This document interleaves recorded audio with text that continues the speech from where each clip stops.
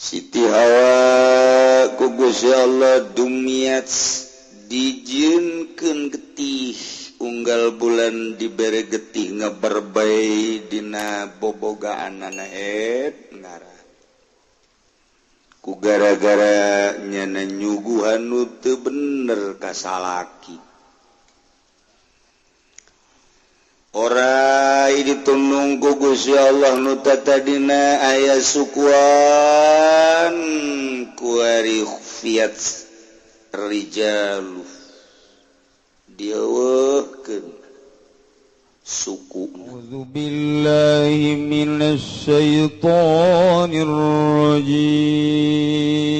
Nulungkeun lalakon bapa moyang urang jeung ibu moyang urang Kangjeng Nabi Adam alaihis salam beserta ibunda tercinta Hawa. Anu tadina bapa urang Adam jeung Siti Hawa senang-senang di surga. Kita cicing sakadaekna teu dibere wates wangen waktuna dibere kesenangan segala rupa nu aya di surga bubuahan inuman istana kendaraan jeung sajabana hiji nu ulah diganggu ulah dideketan komo di dahar ialah tangkal gandrung. Tetapi iblis anu boga panyakit hasud di jero hatena ngunek-ngunek caknyana aing bae nu turun ka dunia ge kudu turun ka jadi kukumal sepi aing di dunia wasia digodalah ku iblis lantaran geus teu bisa ka sorga iblis teh maka cicing di luareun sorga di pintu gerbang sorga Kangjeng Nabi Adamna nu dipanggil ngobrol lah nu saurang di luar sorga iblis nu saurang di jero mantak lamun anu nganjang teh ya nu apel lalaki di luar awewe kan di jero ngobrol ta eta lalaki iblis nurutan iblis jana di luar ngan haju sok diasupeun deui ka jero atau dikaluarkeun jadi iblis kabeh cek sakaol mah melalui orai kurang puas ngobrol lamun teu asup iblis asup ka orai langsung ka jero surga ngobrollah berhadapan jeung Kangjeng Nabi Adam alaihis ngobrol sekali dua kali tilu kali sakumaha kamari eleh deh et Kangjeng Nabi Adam dibalikeun fakta ku iblis nu heueuh jadi ulah nu ulah jadi heueuh nu dilarang jadi parentah nu parentah jadi larangan terus saya datang ka kuari iblis begitu bae terus nu tadina dilarang wala taqraba hadhihi syajarata fatakuna minal awas Adam ieu mah ulah digagugat terus bae iblis ngagoda ceramah pidato dan lain sebagainya limit dengan kelimitan godaan iblis maka Kangjeng Nabi Adam tergodalah oleh iblis nu dilarang teh di dahar begitu di dahar ku Kangjeng Nabi Adam alaihi salam teh kapan falamma zaqa syajarata barang diicip-icip ku Kangjeng Nabi Adam jeung Siti Hawa eta tangkal gandum di dahar teh kontan harita keneh badat lauma sauatuhuma ucutan eta pakaian kebesaranana teh langsung longsor teu make nanaon Kangjeng Nabi Adam teh zahire bre kubul jeung duburna katingali teu bisa dihalang-halang. Eueuh pakaian anu daekeun nempel di Kangjeng Nabi Adam kitu keneh di Siti Hawa lantaran ku Gusti Allah teh dimeunangkeun pakaian untuk jelema-jelema nu maksiat ka Gusti Allah. Sataranjang Kangjeng Nabi Adam teh otomatis wa taufiqo yaksifani alaihi min waraqil jannah.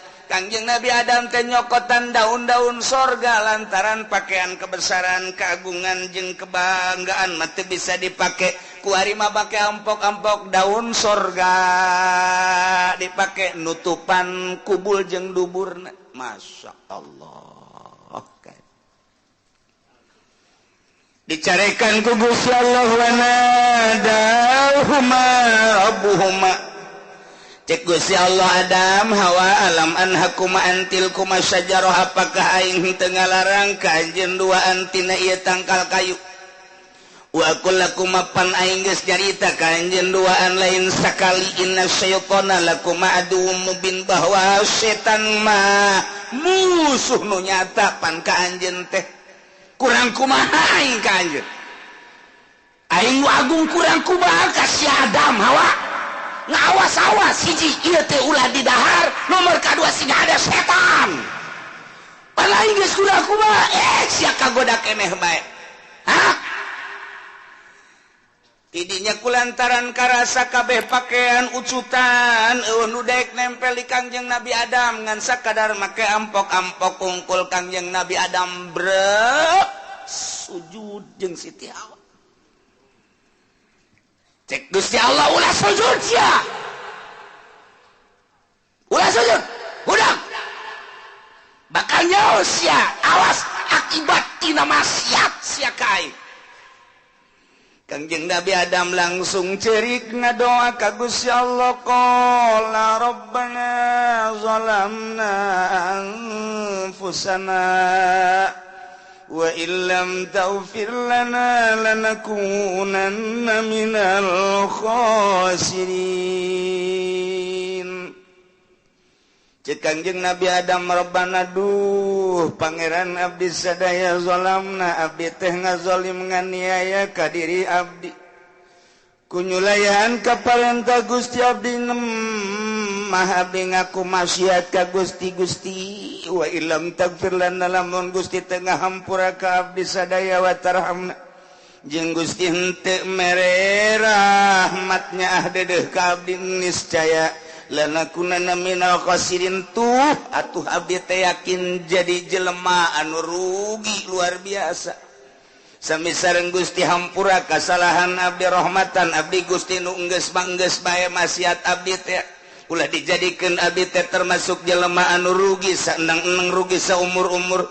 Abdi ngaku Gusti abdi teh maksiat abdi teh ngaku kasalahan Gusti tapi pan Gusti mah maha hampura Gusti mah maha rahim. Rahmatan abdi jeung magfirahan abdi nyanggakeun sadaya-daya ti luhur sausap rambut ti abdan saibas dampan nyanggakeun ka Gusti bade dikumahakeun abdi. Sia cek Gusti. Kunaon teu didengikeun. Sakieu ayana abdi teh Gusti. Tidinya Kangjeng Nabi Adam langsung nyeri beuteuh. Mules Siti Hawa ge mules sarua bae. Lumpat ka kaler. Lumpat ka wetan, ka kidul, ka kulon. Lulumpatan lantaran mules. Cek Gusti Allah Jibril. Adam, tuh lulumpatan tanya dek naon. Jol malaikat Jibril. Stop. Adam. Kunaon maneh lulumpatan? Jibril mulas.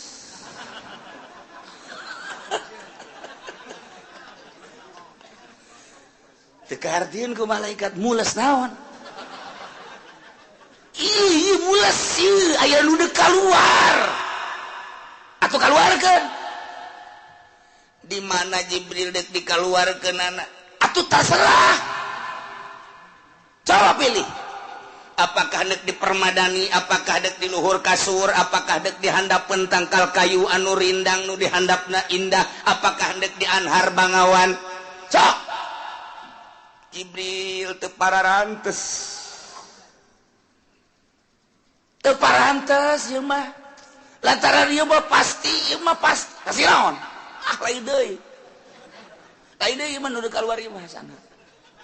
Asana lain deui. Kok jadi kieu sih? Kunaon emang? Cek Kangjeng Nabi Adam teh dipersilakeun abdi di sorga. Minuman kadaharan jeung sajabana iwal ti ieu nu dilarang ku Gusti Allah pan anjeun ge nyaho Jibril ieu mah dilarang. Ieu mah sia mun di dahar mules beuteng ke kaluarna jadi tai.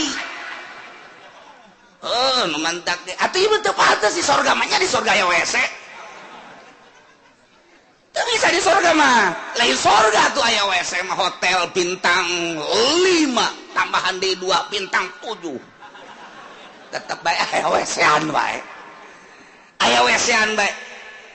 Lamun urang ningali perhotelan sadunia di Abu Dhabi nu termewah di dunia, sapoena eta teh kapan 100 juta. Deuk saha nu hees di dinya? Sapoe 100 juta atau pan sapeuting 100 juta, sapoe sapeuting 100 juta di ditu mah. Ku lagi ngan sapeuting ari tadi ditu. Aja bebeakan. Di Jakarta mah hotel Hilton, hotel HI dan hotel-hotel nu lain moal aya bintang 5 sekalipun di urang teh moal aya nu 100 juta paling jago di urang teh 10 juta paling jago geus. Paling jago sampai sapeuting teh sakitu. Mewah lah luar biasa. Ka Yordan, ka Mesir moal aya. Tapi di Abu Dhabi diciptakan sedemikian rupa untuk perkumpulan orang-orang nomor 1 di dunia. Anu datang kadinya ada ge eta adalah pemain-pemain kelas dunia. Anu urusan perdagangan minyak. Bangsa tuan-tuan minyak, Arab, Amerika, Australia. Termasuk nu datang kadinya teh anu sok jual beli senjata, jual beli nuklir, istirahatna di dinya. Kok bisa mahal sih Kiai? Di dinya mah serba emas, WC na emas. WC emas, WC. Atuh eta mun WC na emas atuh komo tempat tidurna. Haju titah milih datang kadinya titah milih awewe unggal negara aya ieu geus gulak-gilek sataranjang kabeh. Tinggal milih we urang nu mana. Kula mah harita nyokot bojong belah. Ieu sabangsa jeung aing ya. Di dunia ini model kos sekarang itu. Na'udzubillah min dzalik wa min dzalik. Artinya sehebat, seindah, seutama-utamanya di dunia tetap bae ngising gane wae. Lain sorga tuh ngising. Urang ngabangun imah puluhan miliar diciptakan secara surgawi. Diindah-indah kurang taman dan lain sebagainya, cai sing kolocor hewan dan lain sebagainya. Timimiti hewan-hewan lauk anu araraya, hewan-hewan kampung aya, tambahan hewan-hewan anu bengis tur lingas, mau macan gajah buaya diayakeun supaya jadi sorga. Tetap wayah nyeri beuteung ngising bae. Lain sorga tuh kos gitu mah. Lain sorga, nanti di dunia mah ulah ciptakeun sorga lantaran tetap bae ngising bae. Nah, ya Kangjeng Nabi Adam teh lulumpatan horenganan deuk ngising.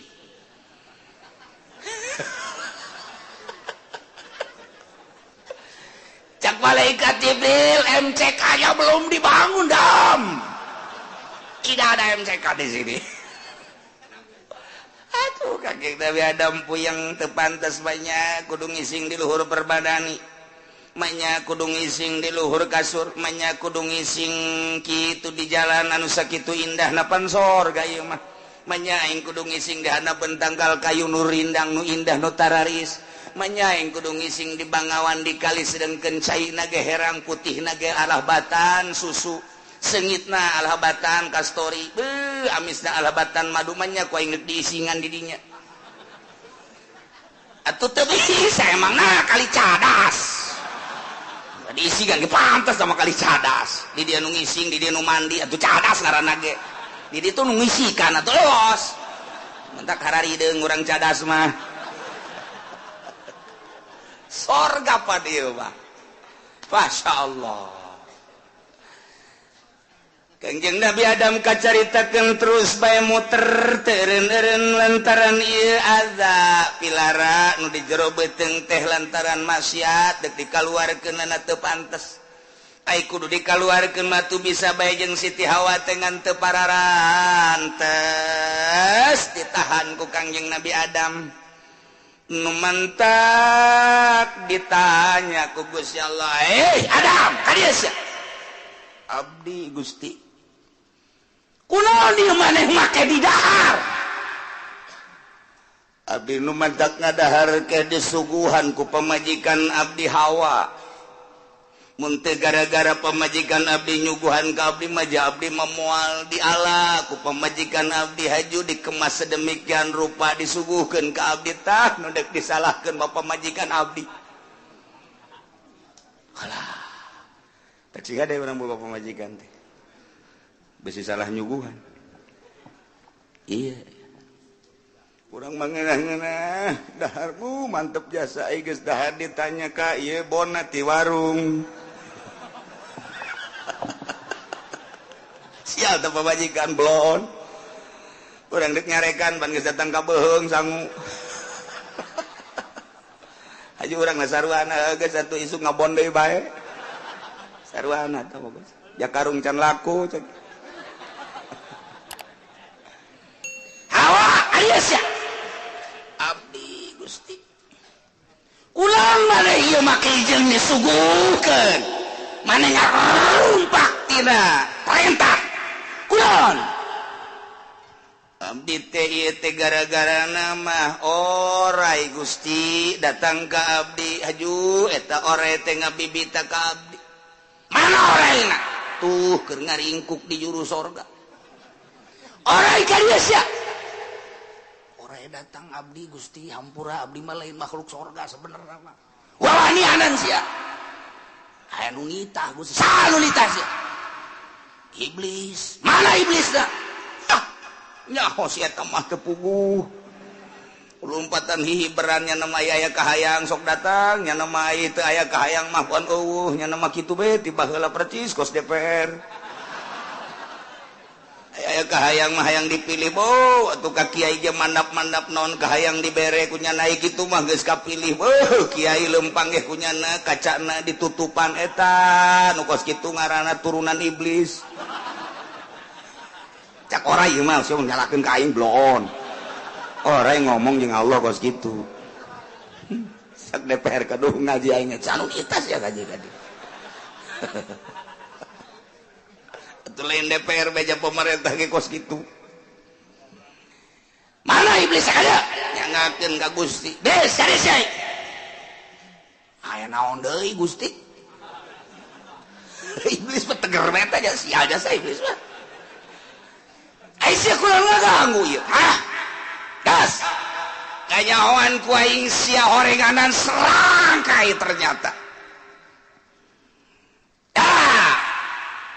kuari sia ku aing dihukum hiji maneh Hawa lantaran maksiat kain Adam gara-gara sia ku aing dihukum sia per bulan barang sia bobogaan sia kudu kaluar getih ngaran sakumaha tangkal kayu osok keluar getih sok keluar mun dibacok ku urang keluar getah siage akur jeung tangkal kayu sabulan sakali keluar getah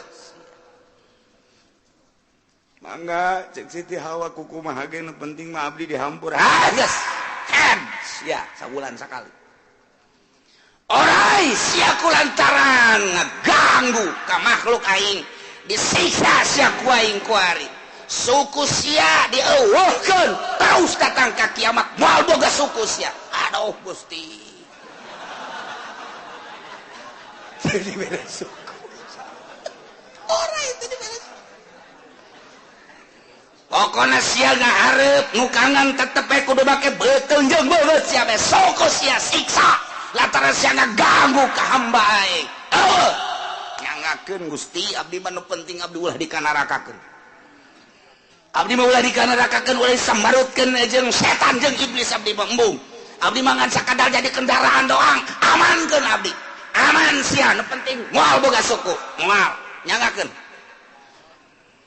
tinggal iblis sia kunaon atuh sia make ululin ka sorga deui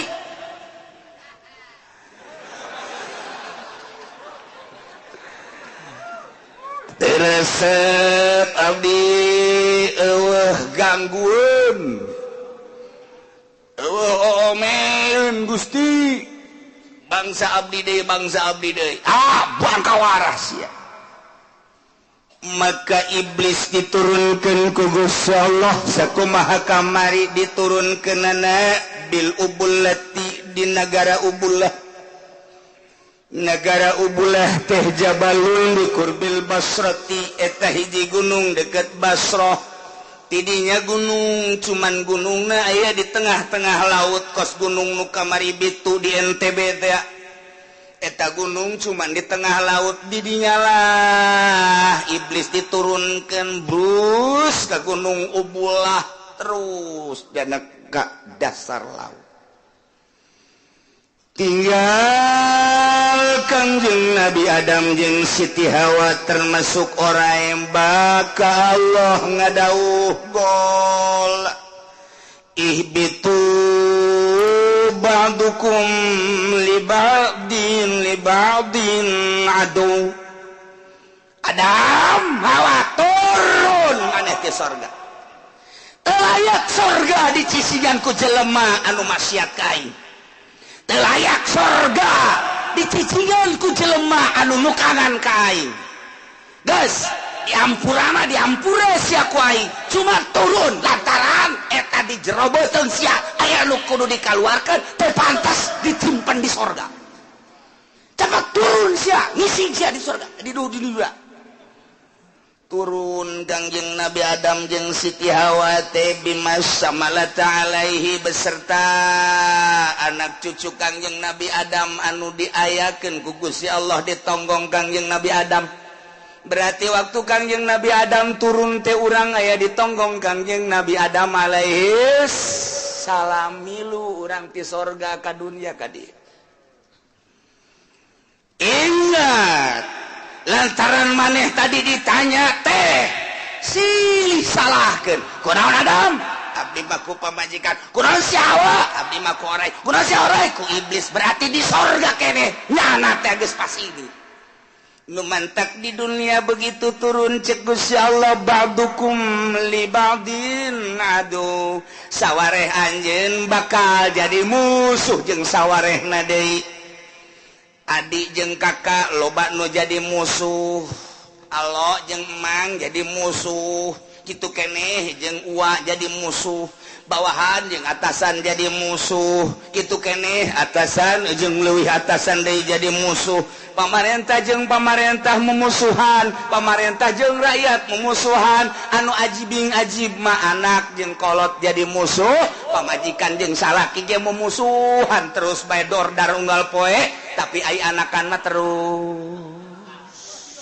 awet rajet iyalah horenganan ba'dukum li ba'din aduh geus dicaritakeun ku Gusti Allah ulah aneh lamun buuk pamajikan baseuh keneh isuk-isuk tapi geus dogdam tengah poe gua ledeg sing cileger tapi asal magrib baca lalager sempak geus teu dipake deui isuk-isuk jeung jaleger deui iyalah ba'dukum li ba'din aduh masya Allah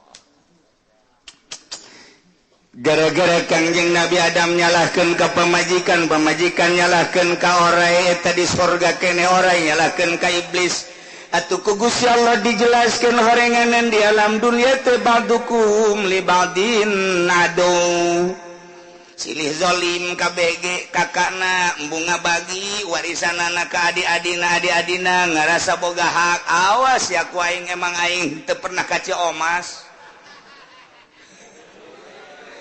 ceknya nama aing teu boga golok ci omas marananan penggel ku aing sia kajen kukumah ge kakak tinggal kakak inu kos kieu mah aya deui tukang main koprok anak buah anak lantaran teu diberesit ku bandarna ulah sambat kaniaya ngeunah dinyana bae kajen kuku bagi aing nu mamawa anak koprokna tapi aing telok diberesit dipitaskeun ku aing jurig jeung jurig ba'dukum li ba'din aduh mulai turun Kangjeng Nabi Adam kamana Kangjeng Nabi Adam diturunkan hubito adamu bisar nadib Kangjeng Nabi Adam diturunkan di surga ka gunung Sarnadib Jabalun bil Hindi di India Siti Hawa diturunkan wa Hawa diturunkan di Jeddah Masya Allah orai di mana diturunkan orai wal hayat bitot di Sajistan Soviet jajahan Soviet Afghanistan Sajistan diturunkan geus kabeh teh kakarak di dunia aya sakituan doang tidinya instruksi Gusti Allah ka Kangjeng Nabi Adam barang diturunkan di gunung Hindi sarna diblangsung Kangjeng Nabi Adam turun ka handap tidinya langsung brek sujud Kangjeng Nabi Adam ceurik ka Gusti Allah terus tobat teureun-eureun Kangjeng Nabi Adam maca doa nu tadi Rabbana zalamna anfusana wa illam taghfir lana wa tarhamna lanakunanna minal khasirin terus bae dibaca ku Kangjeng Nabi Adam Rabbana bari sujud Rabbana zalamna anfusana wa illam taghfir lana wa tarhamna lanakunanna minal khasirin Rabbana zalamna anfusana wa illam taghfir lana wa tarhamna lanakunanna minal khasirin 40 poe cek sakaol 40 tahun ngaraca tina mata Kangjeng Nabi Adam teh cai mata lantaran ngolocor bae cai mata datang ka okos kali ngamalir teu eureun-eureun cai mata teh terus bae ngecelakan bari sujud nu dikatuhu ka arah katuhu nu dikenca ka arah kenca jadilah solokan Masya Allah cek Gusti Allah Adam irfa ra'saka gum tanggah kuda maneh geus dihampura ku kaula termasuk pamajikan anjeun dihampura tugas ayeuna mah pamajikan maneh teangan ku maneh datang ka kapanggih alhamdulillah Gusti abdi geus ngadenge hampura ti Gusti jembar abdi teangan pamajikan lempang Kangjeng Nabi Adam teu nyaho arah di mana pamajikan ayana munajat ka Gusti anu maha sagala-galana arah mana Gusti pamajikan abdi rindu abdi ka pamajikan abdi pamajikan abdi nu biasa ngaladenan abdi ngusapan abdi segala rupa di mana ayana make calana tah henteu sok aja macem-macem teangan heula can aya pamatek can aya istem can aya kitu tek-trek baru tek-trek mih tamatu pamatek damatek sepe dan lain sebagainya can aya make ampok-ampok dang daunan maka di antara cek riwayat nu dipake ku Kangjeng Nabi Adam adalah daun kayu ambar di sorga turun ke dunia eta Nah eta kayu ambar haju ditinggalkan waktu di India dek neangan Siti Hawa jadilah berkembang kayu ambar kuari kayu ambar teh sok dijieun tasbih lain kayuna tapi eta tah lamun disogek keluar naon ngaranna getah kayu ambar mun urang meuli tasbih di Madinah kula boga ngan teu kabawa poe ka bener. Meuli di Madinah atau di Mekah eta bakalna digramaha. Segede kieu bisa nu 100 hargana 10 juta. 15 juta. Eta teh lainna naon sejarahna nu luar biasa. Jarang aya tahun kamari kula umroh dek beli kayu ambar teh India punya diproduksi getahna jadilah tasbih teu sambarangan mun aya mata kabawa ku kula didelekeun jeung kuari langsung dijual 100 juta ya sekali-sekali atuh bisnis malah aduh teu kabawa teh eta sekedar cek sariwayat seperti gitulah masya Allah. Bari ciri Kangjeng Nabi Adam terus lempang tidinya ngarasa capek Kangjeng Nabi Adam teh munajat deui ka Gusti capek munajat deui ka Gusti capek munajat deui ka Gusti embusan ti Gusti seakan-akan ancaman ti Gusti tetapi sababaraha kali jol malaikat Jibril alaihis salam malaikat Jibril gengan sakada nuduhkeun arahna doang Adam lamun hayang kapanggih mata ka dieu arahna alhamdulillah mantak urang ge lamun eukeur kapauhung di jalan tengah jalan teh nyaho arah eta ge nungguan malaikat Jibril munajat urang ila ruhi ila hadrati Jibril alaihi salam lantaran urang mah teu senyawa jeung malaikat Jibril kenu datangna kuntilanak cak Jibril ngageroan aing pantes bae sia teu parantes ya mah beuki jengkol bau aing geus sia teu daekeun malaikat balamun sungut urang bau teu daekeun beteng urang bau teu daekeun datangnya nama lamun beteng urang teh dieusi-eusian sungut urang teh diamankeun tina babauan tanpa dihadiahan deui malaikat daratang ka urang komo urang loba maca Quran terus urang maca shalawat zikir malaikat dararatang tapi lamun urang dahar bae nginum bae ngopi bae jeung sajabana komo nu bau-bau malaikat teu betaheun betaheun malaikat mentek urang lamun kapahung tengah jalan engke urang hadiah ka malaikat Jibril na teu datang tetep bae urang hayang aya jalanna cek saha ieu maka makola Abu Nawas cek Abu Nawas cekel bae eta kanjut gedean mana lamun gedean nu katu-katu lamun gedean nu keca-keca geus pokona yakinkeun eta eta lamun lalaki lamun awewe sarua bae coba awewe ge rada di tabeuhan nu mana nu rada tereng-terengan siapa segala ka awewe segala coba sintrek gedean mana awewe ge eta jeung harusan nu mana emang harus wallahu a'lam bishawab. Nah, berangkatlah Kangjeng Nabi Adam termasuk Siti Hawa. Alhamdulillah berkat kegigihan Kangjeng Nabi Adam alaihis alam Siti Hawa gerindu ka Kangjeng Nabi Adam.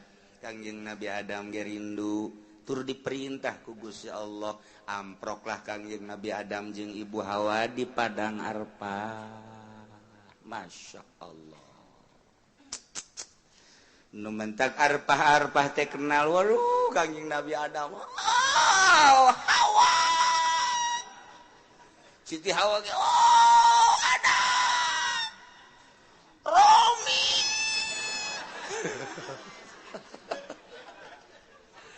Masya Allah meureun waas jasa ti sorga ka bumi terus ka pagi silih tangkeplah Kangjeng Nabi Adam jeung Siti Hawa. Nu manta kuari teh dijadikeun satu perjalanan ibadah haji. Ibadah haji teh ku Gusti Allah titahukut di padang Arfa mengenang baheula bunda tercinta jeung ayahanda tercinta pertemuan di padang Arafah kuari ge kabeh alam dunia nu ti mana-mana mancanagara kabeh aya di padang Arafah. Masya Allah. Malah lamun teu dirobah mah ku pemerintah Arab dina taun ieu teh hukumna Jumat. Menangna 2,5. Wallahu alam ke di ditu tapi tanda-tanda nama geus aya di antara tanda geus aya loba mukimin anu dikaluarkeun nu di penjara ge kuari geus dikaluarkeun. Ieu salah satu tanda bahwa bakal dijadikeun sigana. Sabenerna mah dina hadis Muslim dina hadis Bukhari ali haji mah ieu adalah hajul akbar lain poe Jumat ge ku sadumeh Kangjeng Nabi. Wukufna poe Jumat maka dijadikeun haji akbar padahal mah seluruh haji akbar bae ngan kulantaran Kangjeng Nabi baheulana wukuf di padang Arfah na poe Jumat jadi nu poe Jumat dianggap akbar malah ieu engke gaji naik 7 kali lipat segala rupa naik ke di Saudi Arabia mun gaji naik bala-bala ge nu biasa sareal 7 real. Mahal jadi. Iya haji akbar geus pake kacapangan we sadunya jadi haji akbar. Tahun ieu untung sekali nu berangkat tahun ieu mun teu dirobah mun dijadikeun ku Saudi Arabia ku raja ieu wukufna poe Jumat. Masyaallah. Kanjeng Nabi Adam teh geus kapanggih jeung Ibu Hawa. Idinya terus Kangjeng Nabi Adam teh neruskeun lalakon perintah-perintah ti Gusti Allah. Cek Gusti Allah walakum fil ardi mustaqarrun wa mata'un ila hin. Allah alam bimaradi walakum lingata tetep kaaranjeun kabeh hae manusia anak Adam fil ardi di bumi mustaqarrun nggon tetep. Ya nek di dunia teh di bumi teh ieu enggon tetep wa mataun jeung banda-banda jeung kesenangan-kesenangan silakeun sesenangan datang ka iraha ilahin tepikeun ka wates waktu nu ditangtukeun ku Gusti Allah. Geus urang kabehan teh janji Allah kabeh bakal ngabogaan tempat tetepna lahir di mana cicing di mana bakal datang ka waktuna iraha geus ditangtukeun ku Gusti Allah.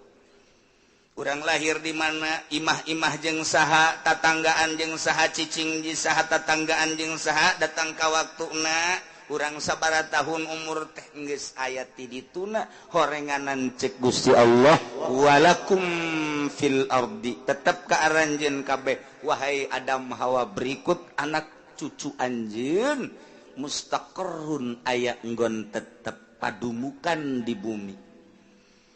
Marane aya anu di benua Asia, nu di benua Amerika, nu di benua Australia, Eropa. Di jero benua Asia teh aya nu Asia Timur, Asia Barat, Asia Pasifik dan lain sebagainya. Urang kuari aya nu di belahan ASEAN, kebenaran urang teh nanangga jeung Malaysia. Di Indonesia na kebenaran urang mah di Banten na kebenaran macem-macem urang teh ieu ngan ieu mayoritas Tangerang. Aya nu di Serang Pandeglang Rangkas Betung segala rupa ka ditu.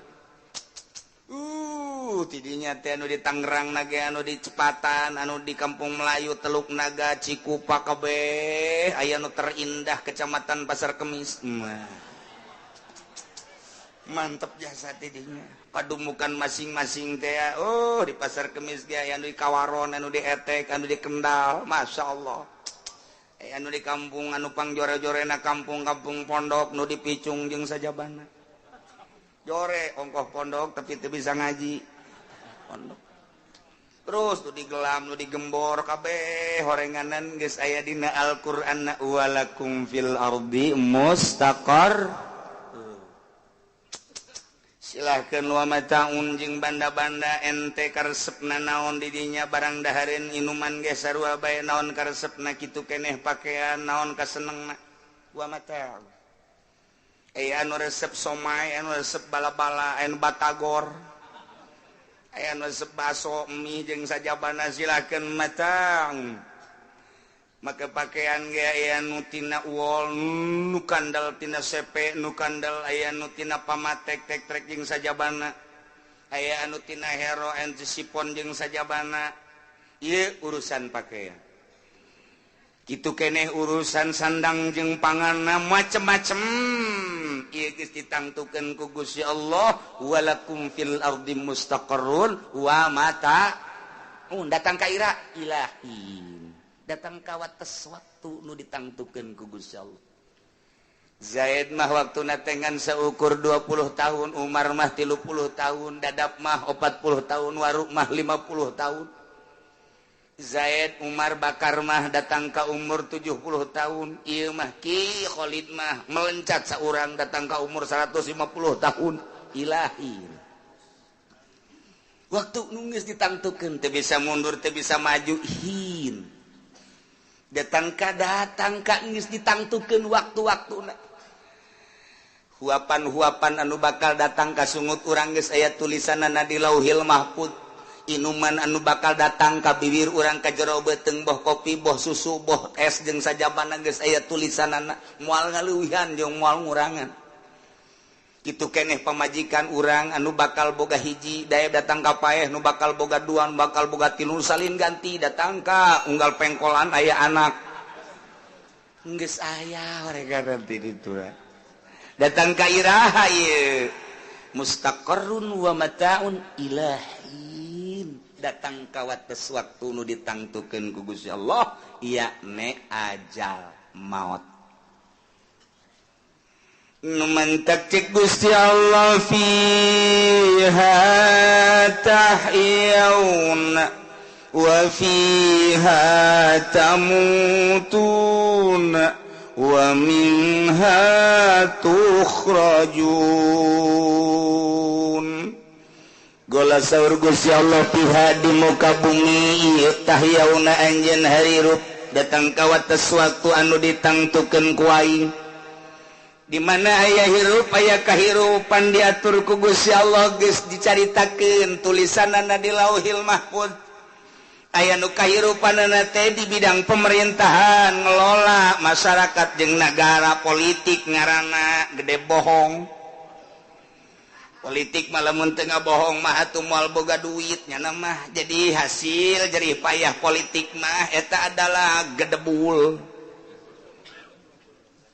gede bohong aya nu kahirupan teh ti perekonomian perizinan kunyana terus bae izin pabrik anu datang ke pabrik minuman ge terus bae diizin jangkepan di akhirat teh bakal ditanya Zaid kunaon maneh atuh nginum bir abdi nu bantak nginum bir pan aya di warung deket imah abdi saha nu boga warungna Haji Arif kasih Haji Arif sial Haji Arif kunaon maneh atuh dagang ieu dagang naon gara minuman lantaran loba nu mengkonsum sunat tapi tina mah deuk ngonsum ti abdi mah dagang teh nyadiakeun urang Korea urang Thailand urang Jepang urang Amerika bule dan lain sebagainya ai kabelah dituna mah nu meulina saha bae bu ambalaya kunaon atuh maneh bisa dagang dirinya kok make izin dagang bebas-bebasan pan eta mah dilarang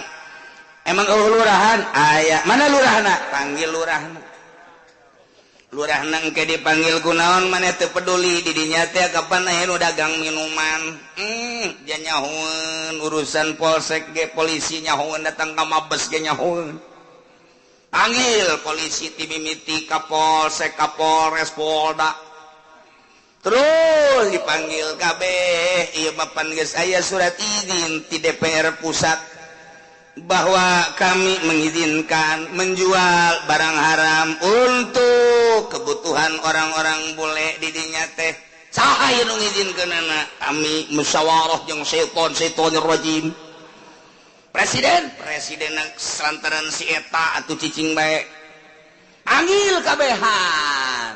Nah, tinggal kiai dipanggil kiai. Kan ngabeten nggak tuh? Ayo nu dikeluarkeun meureun urutan Adam. Nyaho henteu kiai di dinya aya warung bahwa di dinya jual minuman. Nyaho Gusti. Kok atuh ieu cicing bae. Abdi kurang kumaha unggal maulidan, unggal rajaban, unggal pangajian ngajek jerek bae abdi nyaritakeun eta teh barang haram, kena kadengieun lain ku masyarakat bae, kena kadengieun ku cili lurah, ku cili camat, ku cili bupati, pan nyana anu boga kewenangan mah abdi mangan sakadar abdi. Pernah ngomong? Pernah. Saha saksina? Haji Mamun. Ayo panggil Haji Mamun. Ngabesan. Kiai bakal katanya itu tah didinya lah bakal aya persidangan anu dahsyat luar biasa di jero kahirupan teh. Gusti cak kiai teh datang ka ngabudah-budah abdi ngomong sabenerna mah araroplok jeung gararoblog kabeh Gusti ngan abdi doang nu upload teu goblok mah sia nyawanan cak malaikat.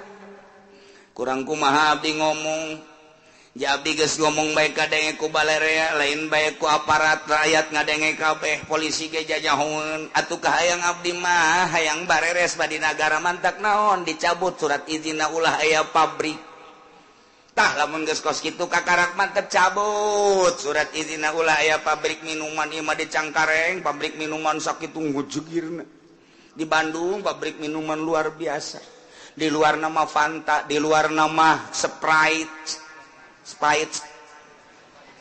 Orang di jero nama segala vodka, segala John, segala macam-macam dan lain sebagainya cak batur.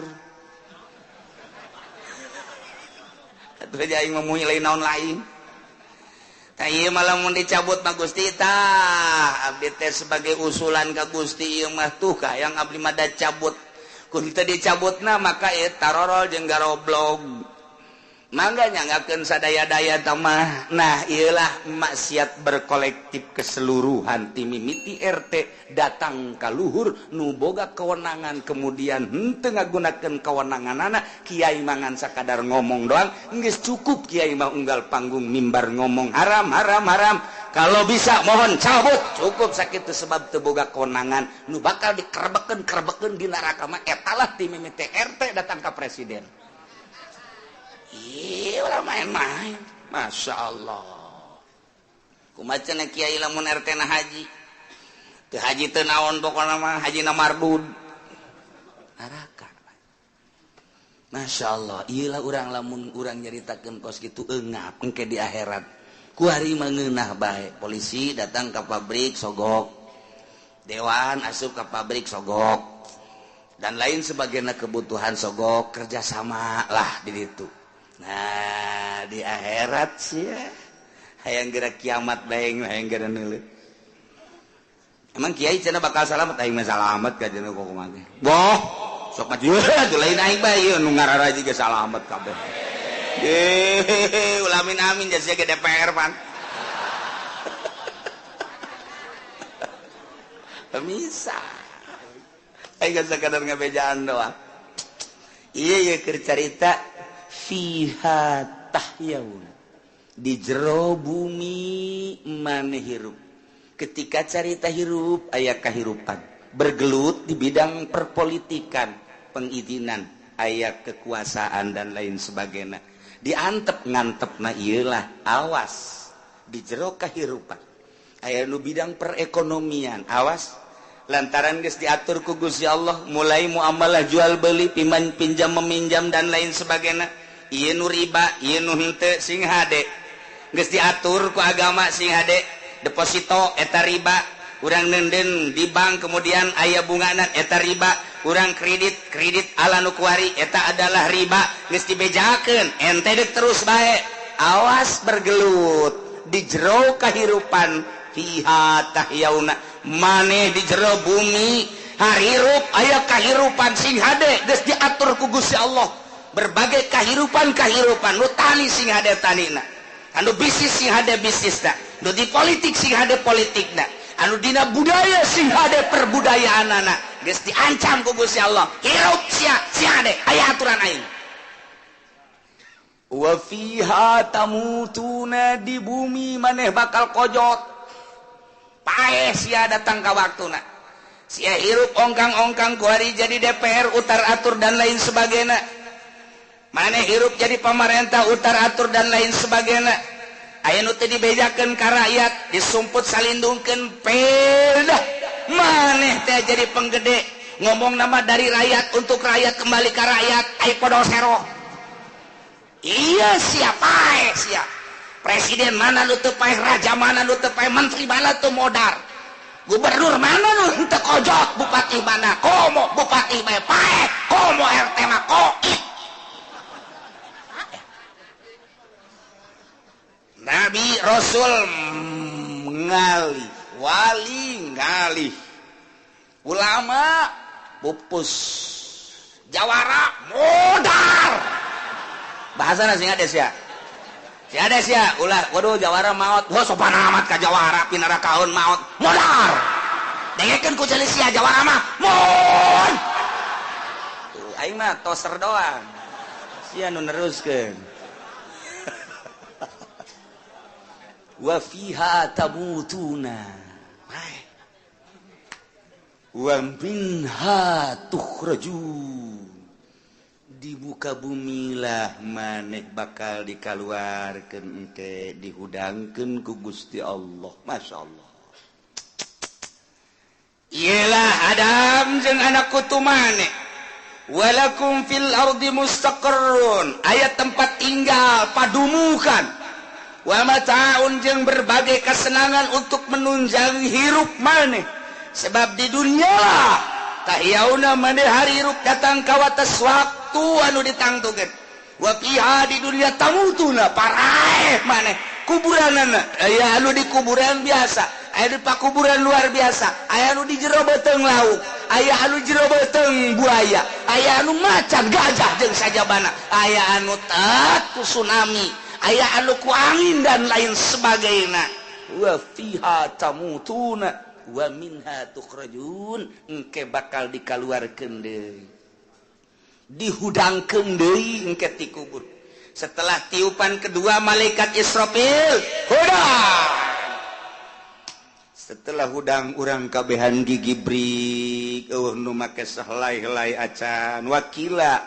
iyalah boeh nu ku urang waktu dipake maut diwujudkeun deui ku Gusti Allah kabeh marake putih-putih ieu wa minha tukhrajun ti bumi lah ti taneuh lah dikaluarkeun deui maneh bil ba'si dihudangkeun deui engke deuk dikamanakeun deuk dikamahsyarkeun digiring deuk dinaon deuk dihisab dipasangkeun mizan timbangan nu sabelahna timbangan 7 lapis langit jeung 7 lapis bumi mun dipuateun ka timbangan eta masih keneh hayangeun keneh eta sabelah nu sabelah deui kitu keneh nu endek ditimbangna sagede si Juned leutik bakal diwujudkeun engke amal-amal urang lamun bagus berat nu belah katuhu mun jore berat belah kenca ieulah nu bakal terjadi engke ulah lalawora urang kuari hirup teh ngan sakadar nungguan waktu hungkul ngaler ngidul ngetan ngulon nu mantak urang masaki alhamdulillah di saat hirup pikukna kehidupan manusia nu fluktuatif kuari urang masih keneh sempat ngadengikeun ayat-ayat suci Al-Qur'anul Karim dengan harapan supaya terketuklah hati urang nganyahokeun sabenerna Allah teh sebagai pangeran nganyahokeun hukum-hukum Allah ketika hukum dimodif dibungkus supaya urang sadar geuning tah hukum lelalaga ieu nu asli mah iyalah kesadaran urang mangeranan ka Gusti Allah kesadaran hukum-hukum ti Gusti Allah kesadaran Al-Qur'an kitab samawi nu ku urang kuari sabaraha persen ieu dilakukeunana nu ku urang kuari sabaraha persen ku urang diamalkeunana urang sadar sasadar-sadarna batur mah poe Minggu teh nu ka puncak, batur mah nu ka Bandung, batur mah anu ka Bali, batur mah anu ka Amerika, batur mah nu arulin lantaran boga duit, ieu mah ku lantaran teu boga duit ngaji. Nu mantak bagusan nu teu boga duit nu sabenerna mah. Ja ieu ge mun boga duit mah wallahu a'lam. Nuhun urang dibere henteu boga, mudah-mudahan dibere teu boga duit terus. Didoakeun teu boga duit embung. Boga duit pan kancolah. Urang ge sadar ieu teu boga duit teh daek ngaji pan. Urang sabarang sadar ku teu boga duit aing daek ngaji mun boga duit bacaan puguh ieu, tapi ketika urang ngadoa mudah-mudahan teu boga duit embung. Emang hese manusia mah. Nah iyalah Al-Quran geus ngajelaskeun dengan gamblang horenganan ti baheulana kos kitu.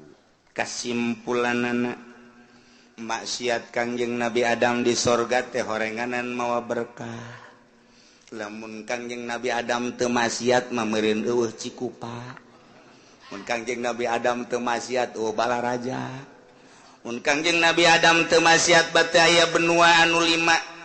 Ayana benua anu 5, ayana berbagai negara ieu teh ku gara-gara bapa urang baheula maksiat. Horenganan aya maksiat membawa barokah. Nah, ulah dikira maksiat teu mawa berkah jelema, keur teu maksiat mah ieu teu dibere panyakit teu inget-inget ka Gusti Allah. Barang manehanana mawa nu ngora can dikawin dibawa ku kendaraannya haju tabrakan rek bae ka rumah sakit. Didinya kakarak inget Gusti Allah kamari mah teu Allah-Allahan barang pengkor jadi Allah-Allahan. Berarti eta maksiat mau berkah ngaranna nu kos kitu. Kuari mah geus teu bisa naik mobilnya lantaran suku katuhuna pengkor teu bisa ngajejek gas. Geus kuari mah nya kelantas bae ngadeukeutan kiai. Asalamualaikum, salam. Ka mana ngaji? Kunaon teu ngaji? Suku geus pengkor, berarti pengkor mau berkah. Ku urang mah teu kapikir. Aya nu susah mau berkah, aya nu maksiat mau berkah, aya anu sugih harta mawa fitnah. Keur susah mah teh adur-aduran kitu barang serba aya. Bro dipantau bro di juru ngalayah di tengah imah hayang mobil naon sakumaha kosorum bae. Awak keur jag-jag waringkas gagah aya dinya anaku batur disebut suku, kepala suku dan lain sebagainya. Wah, ancul-anculan hirup teh ancul-anculan. Mabok aya dinyana judi, aya dinyana awewe hayang nu mana bae. Berarti kan eta kekayaan teh mawa cilaka eta kos kitu. Mata ku Gusti Allah cabut deui ku aing sia. Cabut ku aing harta sia, cabut ku aing gagagahan sia. Coba hayang nyaho. Ari mah daek ngaji Allah. Diajak ku babaturan, urang maksiat, tayang aing. Geus ngeunaheun kiai aing mah ngaji bae. Zikir bae geus ka Gusti Allah. Waduh, isukna disebut tan, kemana tan? Sial beureun. Aing kakar gaji 2 kali geus disebut ustad.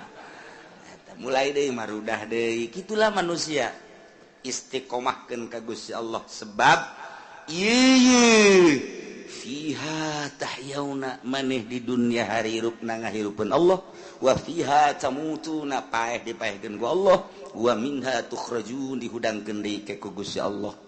Urang masih keneh di paparinan sehat ku Gusti Allah, di paparinan jag-jag waringkas sanajan sawareh mah dulur urang di minggu-minggu ieu aya nu maot, aya nu ka rumah sakit. Tapi urang mah alhamdulillahirabbil alamin masih diberi panjang umur jang nambahan ibadah ka Gusti Allah Subhanahu taala. Jang naon panjang umur gaib bakal ngalobaan dosa nambah kebal di neraka. Mending pendek umur panjang ge jang nambahan ibadah abeh rada mantep ke di akhiratna. Mantap tinggal didoakeun bae nu loba maksiat mah pendek umur. Tek gerap bae gitu. Abeh ulah loba teuing dosanya. eprak abah urang nu kituna atau anak urang tapi orang doakeun nu masih keneh maksiat supaya dibere babalik hatena ku Gusti Allah lantaran hati letik namanya nage ngaku karena siksa Allah ngan kajurung ku hawa nafsu nang doakeun nucan balalna supaya bener nu geus bener supaya leuwih ngamantepkeun dina kabeneranana moal ka mana urang pasti bakal paeh ujung-ujung ulah dianggap ringan ai paeh nama paeh bae tapi proses geus paeh ieu nu kurang jadi pikiraneun lantaran eueuh jang muntayang batur urangan sakadar amal urang ke dikubur datang ke akhirat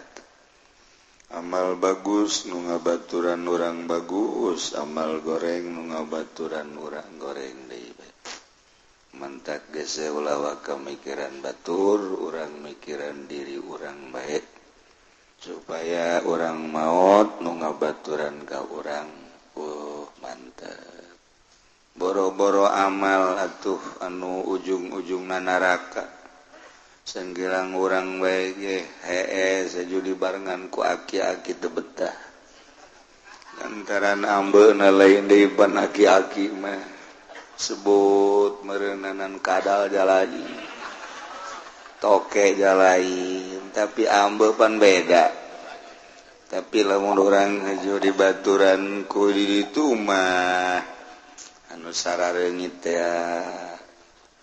anu mararentol teh oh luar biasa Masya Allah betah urang barang udang subuh teh leungit horeng jin. Nah, ya orang bacakeun heula Fatihah ye ka hiji almarhum Kiai Haji Ujen bin Syura. Dua almarhum Abah Zain Muni bin Umar bin Haji Sahal. Almarhum Abah Haji Bahlan bin Muhtar Angkas Bitung. Ya, tanya ya mah pertanyaan naon. Kemudian Yasin bin Ian di Cadas saya jamaah pengajian tadi bacakan berita operasi hari Selasa Muslim Kalipaten kemudian Haji Abdul Muthalib bin Haji Ahmad mungkin bacakan Abdul bin Haji Ngodokan Panongan terakhir keluarga besar tokoh Mas Tabrani Haji Husain Al-Fatihah Bismillahirrahmanirrahim Alhamdulillahirabbil Ar-Rahmanirrahim Maliki yaumiddin Iyyaka na'budu wa iyyaka nasta'in الصراط المستقيم صراط الذين أنعمت عليهم غير المغضوب عليهم ولا الضالين.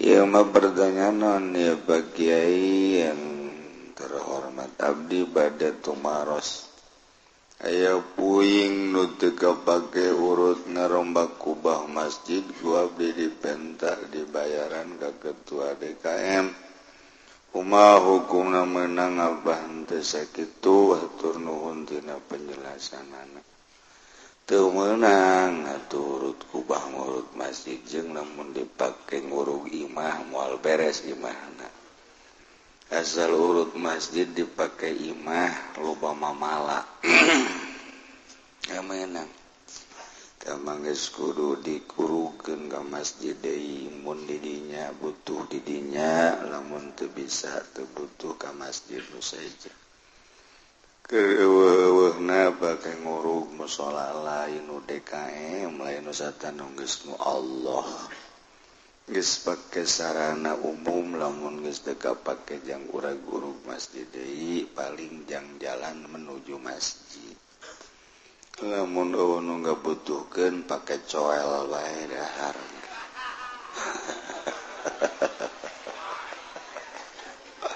aduh anggap jengkol bae burung tau ulah sekali-kali urut masjid dipakai imah pokoknya bahaya loba kacarita kelar jeung teu meunang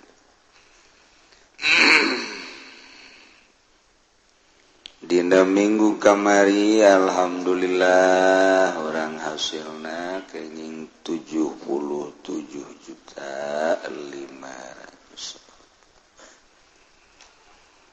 Alhamdulillahirabbil alamin urang ti awal tepi ka minggu ieu ialah minggu terakhir pemungutan dana tinggal saminggu deui urang ngalaksanakeun haul mudah-mudahan urang kabehan dibere paranjang umur dibere sararehat afiat tur jag-jag waringkas diberi himmatul aliyah dalam rangka ngadeukeukeun diri ka Gusti Allah Subhanahu wa taala supaya urang kabehan meunang ridho Allah Subhanahu wa taala.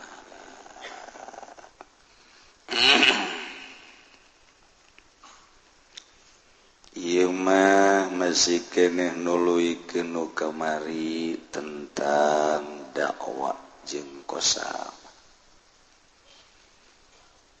Ieu mah pelaturan nagara nu nagarana make aturan syariat Al-Qur'anul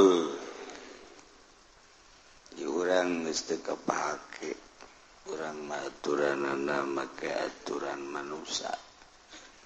Quran dipake tapi henteu diterapkeun di negara geus kitu bae teu leluhur urang baheula berbagai pertimbangan kasalamatan bangsa jeung negara terjadilah di urang jadi negara demokrasi make kitu Pancasila di jerona menang mempertimbangkan para ulama sebab lamun ku urang ditingali lamun bener mah demokrasi nu make aturan Pancasila di jerona bakal ngakuran saetik mata Al-Qur'an beda jeung demokrasi di negara luar. Di luar mah lain deui urang maya ketuhanan yang Maha Esa mun dibahas mah tuh aya Allah di dinya sanajan pangeran nu sejen ge ngekor kadinya ngenekan asli mah Allah tetep ketuhanan yang Maha Esa jadi nu sejen kenek padahal Allah mah teu perlu dikenekan ja ngitungan pangeran nu sajen hayang ngenek di dinya. Sabab ada tahu urusan pangeran tah mah. Kayak gitu Allah dibabetkeun. Itu urusan Allah dengan umum ketuhanan yang Maha Esa. Esa wa hiji Allah urang mah. Kemanusiaan yang adil dan beradab. Atuh je bener biasa. Jangan di Quran. Tinggal neangan bagaimana manusiana.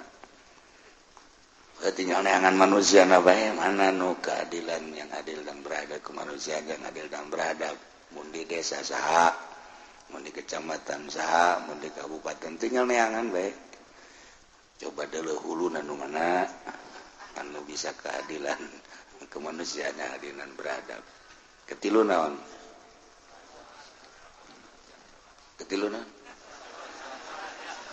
isi eta rada jauh seetik teh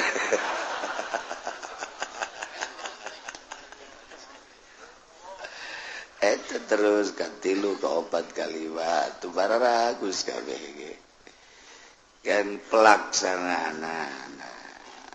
Alhamdulillah orang ge muji syukur ka Gusti Allah. Wakil KPK ge ku hari keur diurusan. Sakedeung deui ge ketua KPK.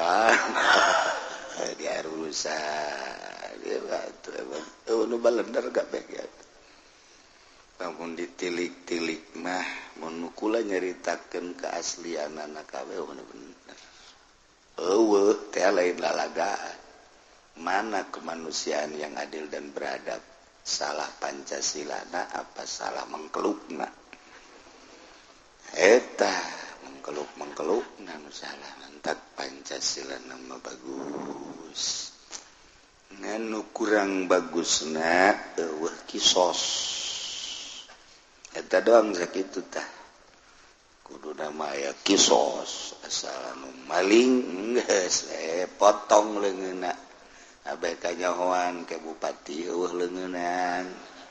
PNS anu korupsi potong leungeun eueuh leungeunnan. Gubernur mah meureun jeung suku-suku tah manggeus. Tinggal kos bonteng we tah manggeus. Jadi resep urang kudu aya kos kitu mah hirup tapi eueuh leungeunnan nya kos di Mekah. Urang mun di Masjidil Haram baheula mah loba tadi leuweun eueuh leungeunnan eta dipotong.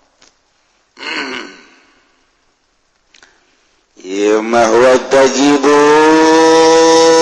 bil qasamati wajib kusebab sumpah inamayan khoto kasalahan pajar tangkal kayu ditembak orang si Juned atuh modar salah atawa leungit embe aya di hanapeun tangkal caringin ieu ja embe aing wah didagor punyana ye urang ieu mah Ki Umar keur ngaringkuk ngising di dinya atuh sia guna ngising di dinya bener embe aing ye kasalahan da kula sok cindetan di hanapeun tangkal caringin eta loba nu kasalahan kababuk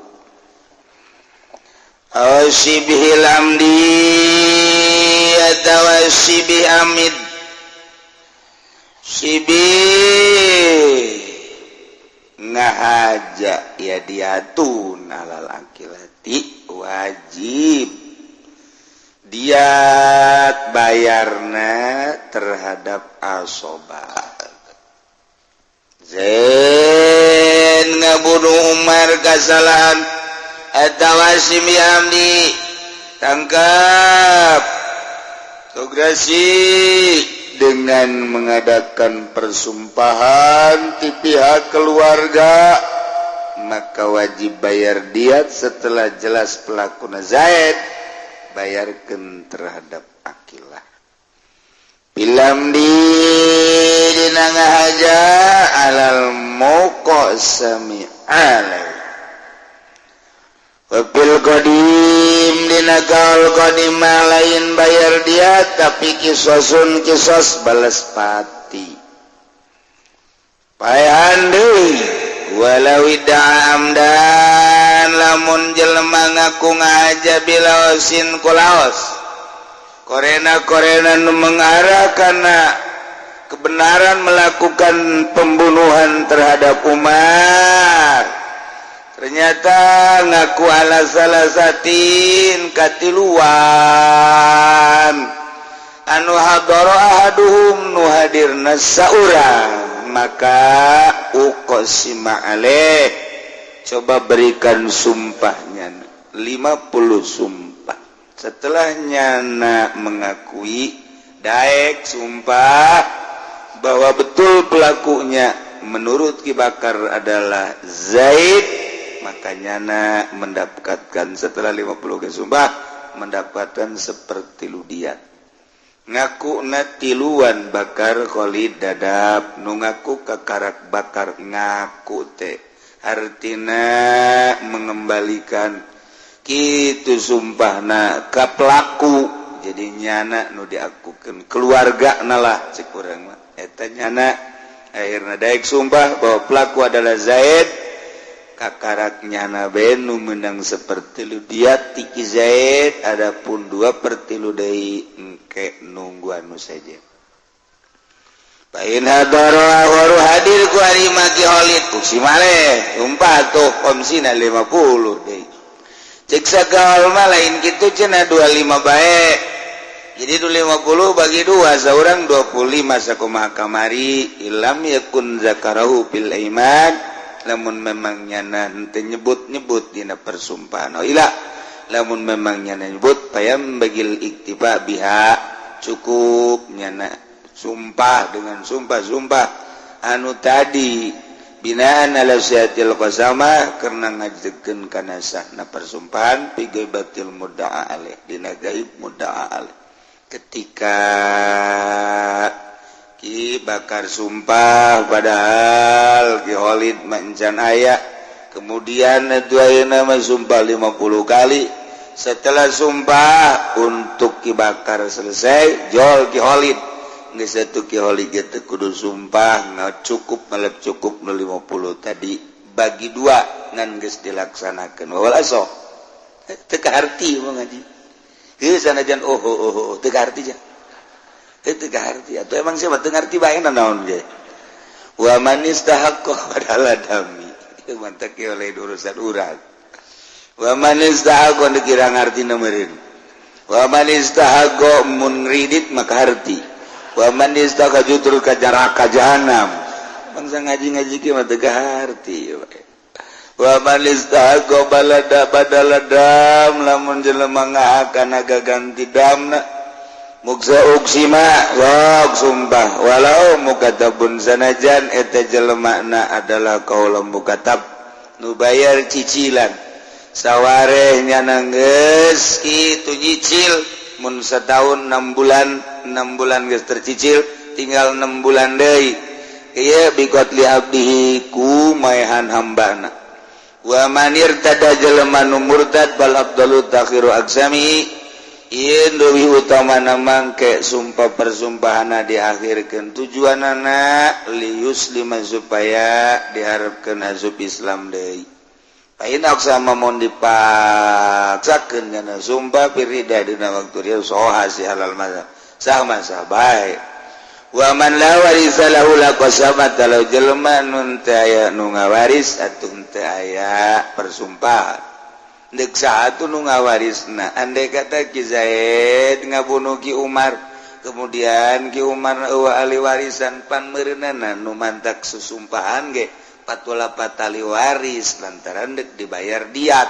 na ieu Ki Zaid supaya mayar besi embung mayar terjadilah persumpahan supaya jelas ke jatuhna ka ahli waris ku ari mah sebatang kara Ki Umar na ge anak eueuh pamajikan eueuh incu eueuh dulur eueuh nu ngawaris atuh eta mah teu kudu disumpah sebab nu bakal ngahak diatna hendak dikasahakeun da juga mana eta baitul mal lamun di negara Islam mah dirapihkeun jeung kepentingan umum di urang eueuh baitul mal aya ge baitul korupsi di urang eueuh baitul mal di urang ya lantaran teu dibentuk paslun wallah